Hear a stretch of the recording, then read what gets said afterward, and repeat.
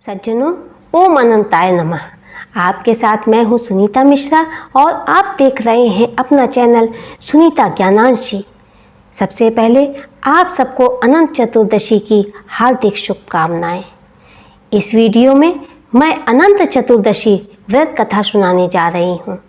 यह कथा हमें क्या शिक्षा देती है, हम किस प्रकार का धर्माचरण कर भगवान अनंत सागर के साथ किस प्रकार जीवन में आनंद विहार कर सकते हैं। तो ऐसे कुछ सद्गुणों पर अति संक्षिप्त प्रकाश डालूंगी जो सद आनंदमय कैसे हो, यह जानने के लिए इस वीडियो के अंत तक बने रहिए। मैं अनंत चतुर्दशी के बारे में पहले से एक वीडियो बना चुकी हूँ, जिसमें मैंने अनंत चतुर्दशी का महत्व, पूजन सामग्री, पूजन विधि तथा कुछ ज्योतिषी उपायों को बताया है, जिसकी लिंक मैंने डिस्क्रिप्शन में दी है और वहाँ जाकर इस वीडियो को आप देख सकते हैं। तो चलो भगवान अनंत के श्री चरणों में चौपाई रूप में कुछ स्वरचित शब्द सुमन अर्पण करते हुए कथा की शुरुआत करते हैं। ओम श्री अनंत भगवंता, पूजन करें जगत के संता।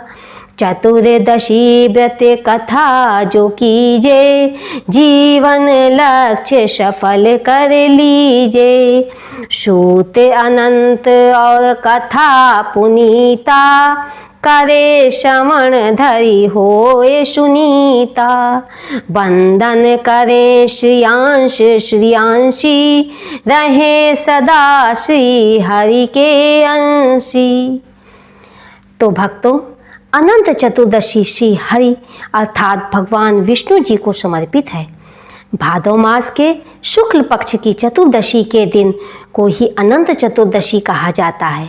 आज के इस पावन दिन पर भगवान अनंत व उनके अनंत सूत का पूजन कर विधिवत धारण करने व अनंत चतुर्दशी की व्रत कथा सुनने से यश, वैभव, कीर्ति, धन, धान की संपन्नता, रोग नष्ट होकर आरोग्यता की प्राप्ति होती है, शत्रुओं पर विजय प्राप्त होती है, कुल वंश वृद्धि होकर संतानें सुखी रहती हैं। ऐसे अनंत स्वरूप भगवान की कथा का हम सब भक्त श्रवण करते हैं।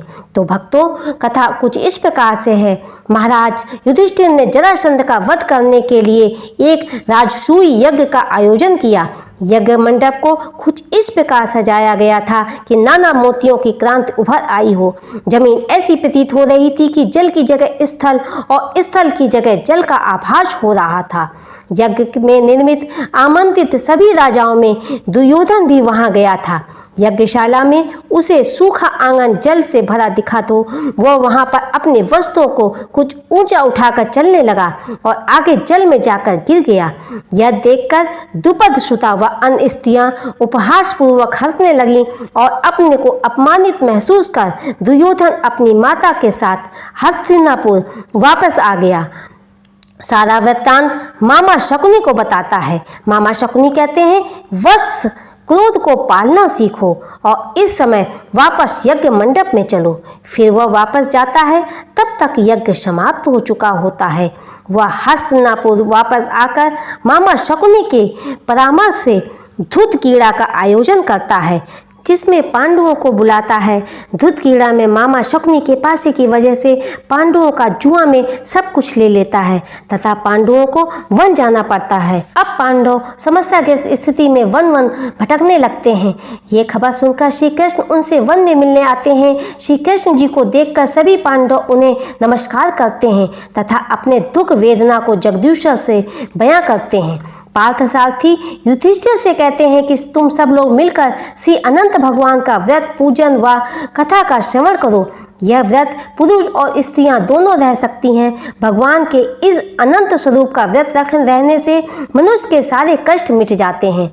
ऐसे आशा भरे वचनों को सुनकर धर्मराज युधिष्ठिर ऋषिकेश से विनय पूर्वक पूछते हैं कि हे आदिदेव, ये अनंत भगवान कौन है, इनके बारे में बताने की कृपा करें। श्रीकांत ने कहा कि हे युधिष्ठिर, अनंत रूपों में लोक का संचालन करता कहाँ नहीं व्याप्त है, अर्थात मैं कण कण में विचरण करता हूँ। सूर्य आदि 9 ग्रह मैं ही हूँ, सब कालों में मैं ही व्याप्त हूँ। पृथ्वी का भार व दुष्टों के विनाश के लिए मैं ही अवतार लेता हूँ। मेरे द्वारा ही 14 लोक बनाए गए हैं, 8 वसुओं में, 11 रुद्र में, 10 दिशाओं में, सब चराचर जगत में मैं ही बसता हूँ। भाद्रपद मास की शुक्ल पक्ष चतुर्दशी को मैंने ही अपने 14 लोकों की रक्षा करने के लिए 14 अवतार लिए थे। अनंत सूत्र में 14 गांठें ये मेरे ही 14 लोक के प्रतीक हैं। इसे धारण करने से सभी की समस्याओं का निवारण होता है तथा हर जीव मेरी रक्षा में रहता है। ऐसा जानकर पुनः युधिष्ठिर ने पूछा, हे लोकाध्यक्ष, इससे पहले इस व्रत को किसने किया था? इसको विस्तार से समझाने की कृपा करें। श्री अनंत जी मंद मंद मुस्कुराहट के साथ युधिष्ठिर से बोले कि सतयुग में सुमंत नाम का एक ब्राह्मण हुआ करता था। उसका पाणी ग्रहण बौद्धिक विधि पूर्वक वशिष्ठ गोत्री भृंगु की पुत्री दीक्षा से हुआ था। कुछ समय उपरांत भृंगु के यहाँ एक सुकन्या का जन्म होता है जिसका नामकरण सुशीला किया जाता है। सुशीला शौभ्य बल्लरी लता की तरह बढ़कर किशोरावस्था को प्राप्त हो जाती है, लेकिन शायद माता का सुख सुशीला के भाग्य में नहीं था और माँ ज्वाराग्रस्त होकर स्वर्गवासी हो जाती है। एक ब्राह्मण कन्या से सुमंत विवाह करता है। सौतेली माता कर्कशा का स्वभाव उसके नाम के अनुरूप ही था। सौतेली माता का व्यवहार सुशीला के प्रति अच्छा नहीं था। वह घर में लड़ाई झगड़ा करती रहती थी, अशांति का माहौल बराबर बना रहता था। ऐसे माहौल में सुशीला तरुणावस्था में पहुंच जाती है। अब पिता को उसके सुयोग वर की चिंता सताने लगती है। तभी एक दिन सुंदर क्रांतिमय आभा वाले शादी के मन में इच्छा रखे हुए वेद धारा कौंडिल्य ऋषि जी वहां आए और बोले, हे विप्र, मैं आपकी कन्या का वरण करना चाहता हूँ।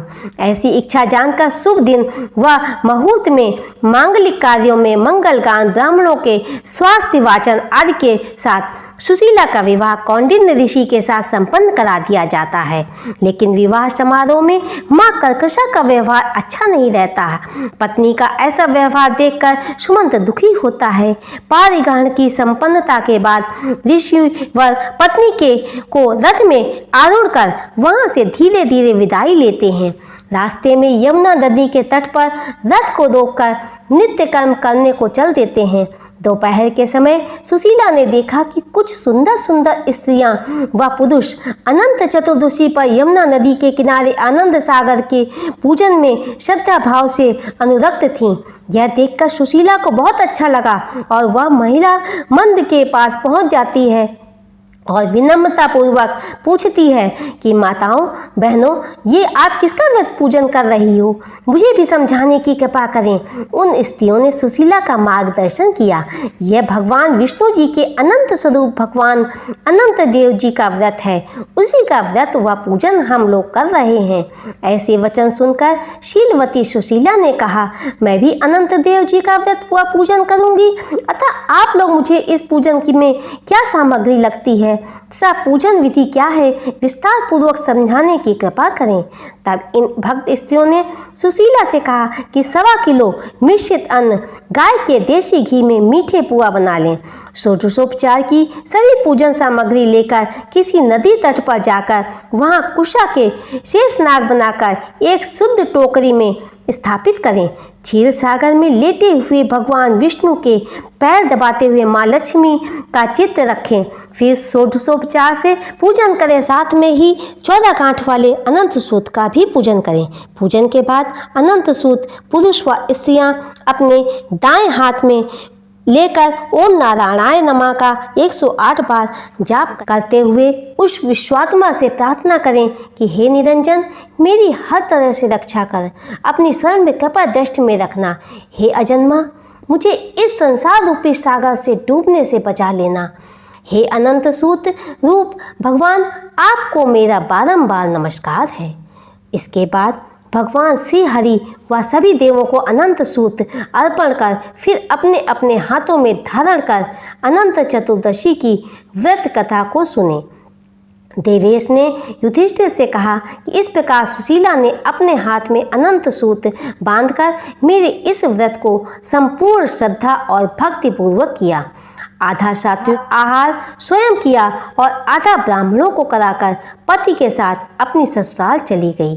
अनंत भगवान की कृपा से सुशीला हर तरीके से संपन्न हो जाती है और अपने पति के साथ सानंद पूर्वक रहने लगती है।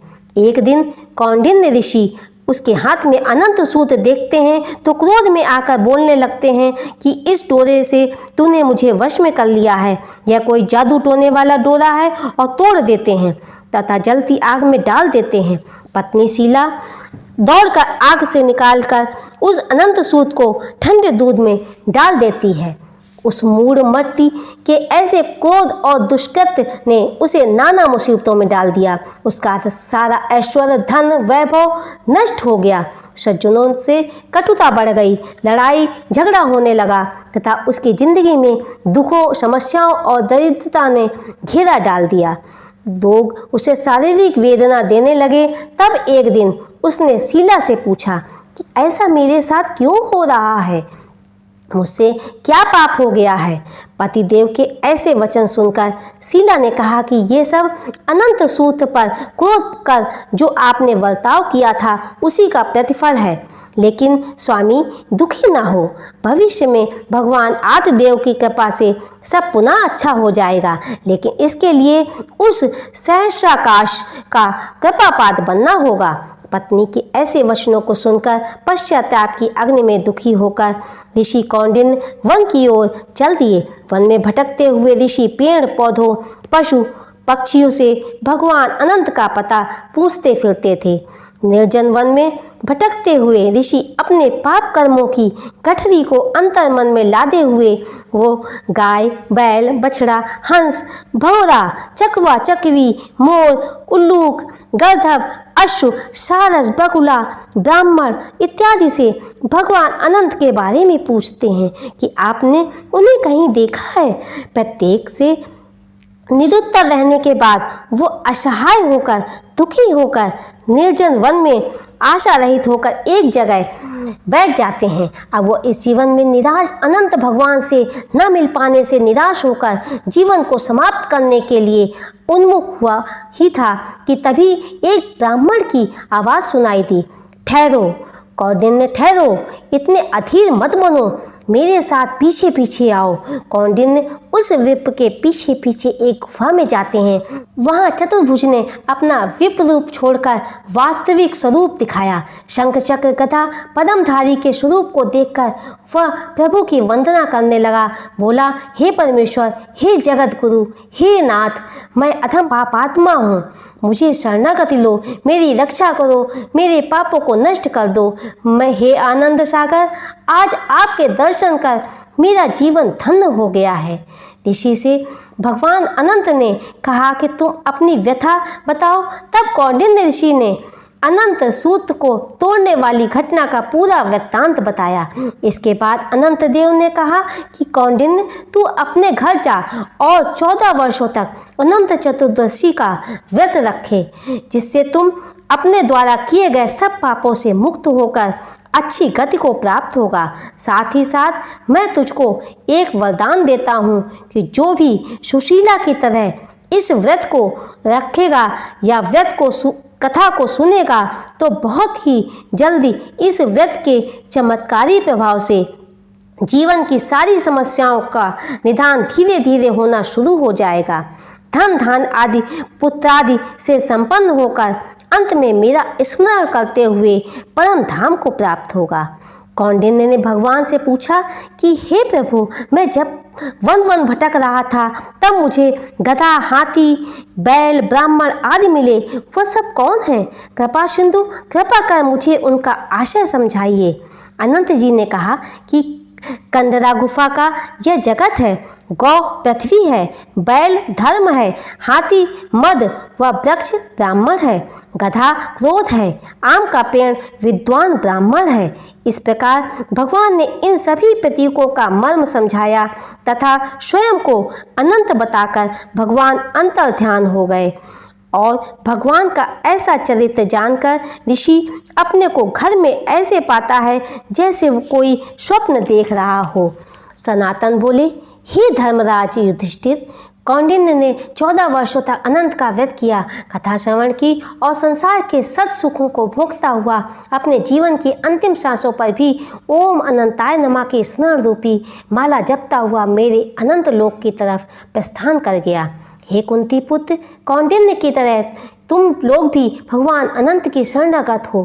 पूर्ण श्रद्धा समर्पण से एक ही वर्ष में व्रत करने से संपूर्ण मनोरथों की प्राप्ति होगी। तुम भी ऐसा कर कौरवों पर विजय प्राप्त कर पुनः राजपाट वैभव प्राप्त कर लोगे और अंत में सदगत को प्राप्त होगे। पांडवों ने केशव के द्वारा बताए मार्ग का अनुसरण कर पुनः अपनी पूर्व स्थिति को बहाल कर लिया और अंत में अनंतपुर की यात्रा को बारी बारी चलते चले गए। श्री अनंत भगवान कहते हैं कि जो जीव इस संसार के भ्रम रूपी सागर में गोते लगा रहा है, अपने को स्वयंभू मानकर अहंकार में नाना अधर्म संगतकार जैसे सुमंत की पत्नी कर्कशा की तरह, कौंडिन्य ऋषि की तरह अनंत सूत्र तोड़ने का दुष्कृत, पांडवों द्वारा जुआ खेलने जैसा गलत कृत आदि करके अपने को नाना संकटों में डाले हुए है।